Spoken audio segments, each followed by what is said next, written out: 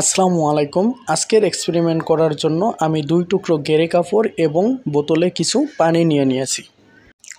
এবারে কাপড়ের ছোট্ট একটি টুকরো কেটে নিয়ে বোতলের পানিতে ফেলে দেব।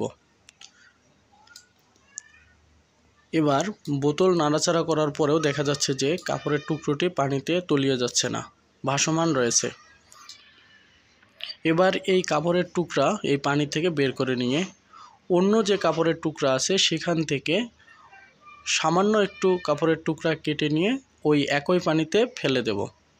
ফেলে দিয়ে পুনরায় আগের মতো করে যখন আমরা বোতলটি নড়াচড়া করলাম তখন দেখা গেছে যে কিছুক্ষণের মধ্যেই কাপড়ের অংশটি একবারে বোতলের নিচে চলে গেছে, অর্থাৎ বোতলের পানিতে তলিয়ে গেছে। এই 2 টুকরো কাপড়ের মধ্যে 1 টুকরো কাপড় হিটসেট করা এবং অন্য 1 টুকরো কাপড় হিটসেট ছাড়া। কাপড় হিটসেট করার সময় আমরা ডিটারজেন্ট ব্যবহার করেছি, আর এই ডিটারজেন্ট হলো ওয়েটিং এজেন্ট।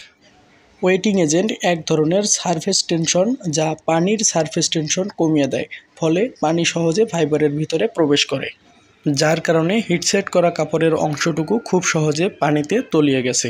হিটসেট ছাড়া কাপড়ের যে অংশটুকু আছে তা পানিতে তলিয়ে যায়নি, কারণ হলো কাপড়ের উপরে হাইড্রোফোবিক বা পানি বিরোধী ময়লা বা এয়ার লেয়ার থাকে, যা পানিতে তলিয়ে যেতে বাধা দেয়।